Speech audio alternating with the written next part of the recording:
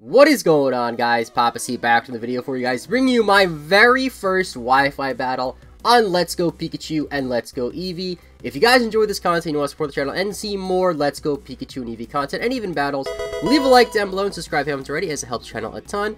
And this battle was taken from my live stream, however I am post-commentating it. So if you want to see the live streams live, make sure you check out my Twitch channel in the description. So we have a battle against Servando. Nothing too crazy. I only have 3 badges. We're using our in-game teams. I believe my opponent here is also at around the same point of the game. And since the Wi-Fi battle scales level 50, it's really not that big of a deal because we'll have Pokemon at the same level at the very least. So my opponent leads with Eevee, which is fitting because he has Eevee version, I have Pikachu version. I'm not going to talk too much about the battle here though. I'm going to talk mostly about just the battling mechanics in general in this game and how I feel about them, because they're pretty different in this game versus how they were in every other Pokemon game. So for the first thing that I've noticed is when you pick your lead Pokemon, you'll see right there, I'll just look at my opponent's team. When you pick your lead Pokemon, you do not see your opponent's team. This is something we have not seen since, I believe, Generation 4. Generation 4, I think, was the last generation where you did not see your opponent's team when you picked a lead. I could be mistaken, however.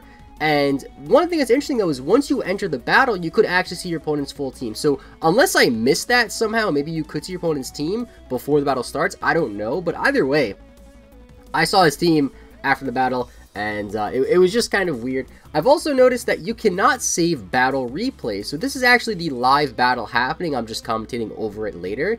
Which is kind of weird, you know. I'll talk more about this later on because I do plan on doing like a proper review, so to say, of this game.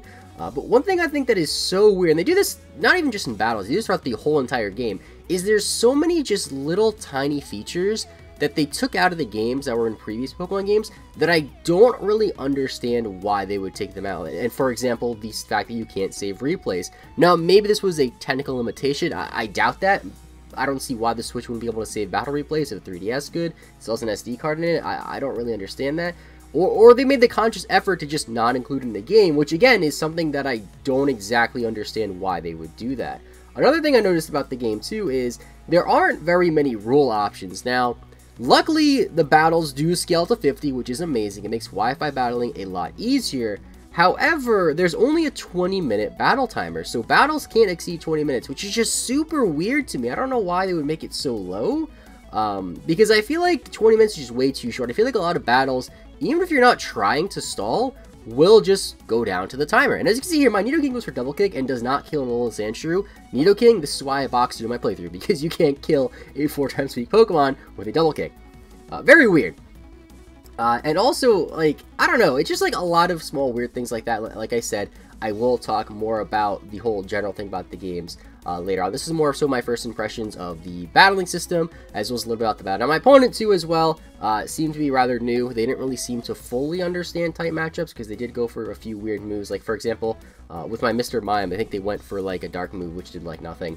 But either way, go to Mr. Mime. Mr. Mime, actually, kind of a weird Pokemon in this game. It's actually pretty decent. I was using it a lot in my playthrough around the 3rd gym badge area and in the tunnel, in the dark tunnel.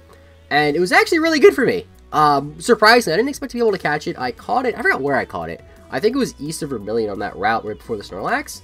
And it like just one-shot everything, and it was really, really good for me. I just had to box it because I have Alakazam, and Alakazam is cooler, and a lot of my viewers on stream didn't like Mr. Mime, because when Mr. Mime follows you around, he's like super creepy, the way his arms move, and he just sort of like if you stop walking, Mr. Mime stops and instantly starts miming like he is on the screen right now. Super weird. I don't get it.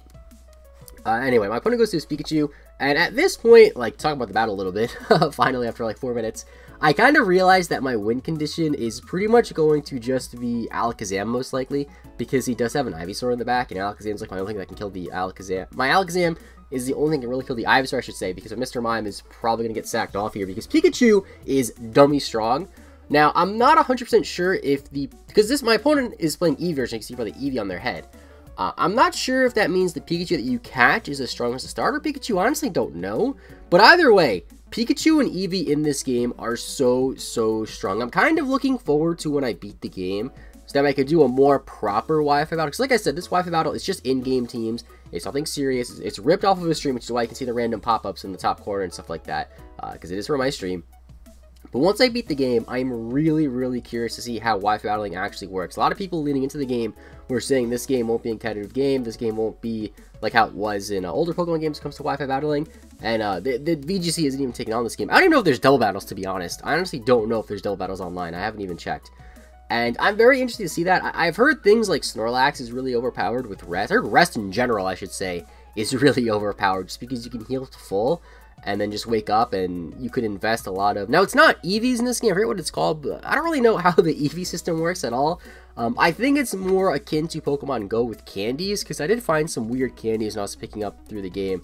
And I don't mean just like Kadabra candies or Mr. Mime candies. I mean like I picked up like a Mighty candy or something like that that like increases attack. So from what I've heard, again, I don't know if this is 100% accurate, but you have like 200 points, so to say, to invest in your stats, and you could put all of it in one stat. So apparently, if you just put 200 of your points into HP with the Snorlax, it just won't die, which is crazy. And the fact that the timer is only 20 minutes means you could just put HP in everything and then just stall for 20 minutes and then you win, which is just crazy. I think this battle ends up being just over 10 minutes, maybe? I don't really know, actually. I think it's roughly 10 minutes. And I felt like we were going to go to timer, and as you can see, we're not really stalling. Like, I'm not really taking too long between turns. My opponent is taking too long between turns as well. And it was really weird. And I'm pretty sure here Pikachu just kind of wins it for me, because Pikachu can go for Quick Attack, kill the Kadabra, which is really weak. And then I think he had a War Turtle too. I don't really remember. Excuse me, it's like off there. Still getting over a cold. I know I've been saying that for like a week and a half, but it's true. So he goes to his Ivysaur, and I remember at this point, I thought, oh, Pikachu probably will do like 2% damage to this thing. I go for Zip Zap just to see, and yeah, Zip Zap is like a really stupid move, if you couldn't tell already.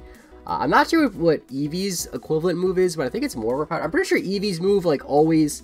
It does something else besides always crit, I'm not really sure. But yeah, the fact that it's a priority-based 50 power move that always crits is pretty insane. You could do a lot of damage with that. Very strong with these. So here I just switched to my Vileplume because I figure we're both poison grass typing and we can't really touch each other too much. However, since I have more HP than him, I should be able to outlive the Stall War. Actually, I saw him miss a Poison Powder and figured to go for it again, so I switched to my Vileplume to be immune to the Poison Powder, because that's what I did apparently. So here, like I said, I'm pretty sure I just click Acid or Rage Leaf or something like that to see whatever does more. As he switches out, actually, which is weird. He switches out into his Charmeleon, which is fine because, again, I'm pretty sure at this point my Alakazam can just win. And I missed Rage Leaf, which apparently Rage Leaf can miss. I didn't actually realize that. It's only 95 accurate. So, I had to meet there to cough. I do apologize. Trying to do my best with these videos. But yeah, here I'm just going to let him die because I figure Vileplume doesn't really need to be here. And as you can see, Vileplume is a thick boy, taking that Ember pretty well. Again, this is just in-game teams, so I don't really know how the Natures and the Eevees or not Eevees. I don't really know how Ivies work either. Are there even Ivies in this game? You can't breed as well, which I think is super. Another one of those small features they took out, which I don't understand. Like, why can't you breed? I don't get that. Like, they could have just made the daycare accept 2 Pokemon and they can breed now. But no, you can't breed, which I don't really understand because, you know, Pokemon Go has a pretty big focus on eggs, and this game is, like, loosely related to Pokemon Go, so to say. So to have no eggs in this game is just super weird to me, because as far as I know, there's no eggs at all. Like, you can't even get an egg, unless somebody gives it to you later on in the game, and I'm missing that, and I didn't reach that point. I have no idea, but again, one of those small features that I'll talk more about when I do a more proper review, probably later on this week or next week. So either way, go to my Alakazam. Alakazam is a strong boy. Shout out to Scott for helping me evolve my Kadabra, because Alakazam is a train evolution, of course. Kills the Charmeleon with very little issues, and then all he has left now is the Ivysaur, I believe, which of course is a poison type, meaning it's weak to Psychic. Go for Psybeam and kill it. Once I get to, I believe it's Saffron City, that's where Mr. Pokemon's house is, and he has Psychic as a TM, which I can teach my Alakazam. And Alakazam will probably just make it even more easy mode throughout the entire game. Alakazam is actually, I'm pretty sure, the only Pokemon I've had faint this whole LP, because I just lead with it, kill everything, and then things go for Quick Attack, and then over time, I just forget about Quick Attack, and it dies. So, either way, that'll be it for today. That was my first Wi-Fi battle, sort of. I know it wasn't like a super competitive battle, it was just in-game teams. Either way, it was fun. Make sure to leave a like if you enjoyed, as it helps the channel a ton. Subscribe if you are new. If you want to see more Pokemon Let's Go Pikachu and Let's Go Eevee Wi-Fi battles, let me know in the comments down below. Thank you so much for watching. Have a great rest of your day. If you want to see me stream live, of course, if you want to see the live battles, link in the description. Either way, I'm rambling.